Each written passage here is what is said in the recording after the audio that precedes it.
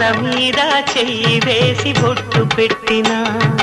తాళి బొట్టు మెడను కట్టి బొట్టు పెట్టినా తల మీద చెయ్యి వేసి బొట్టు పెట్టినా తాళి బొట్టు మెడను కట్టి బొట్టు పెట్టినా సన్ని కళ్ళు తొక్కినా సప్తపదులు మెట్టినా మనసు మనసు కలపడమే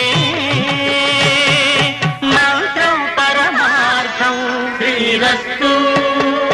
శుభమస్తు శ్రీరస్తు శుభమస్తు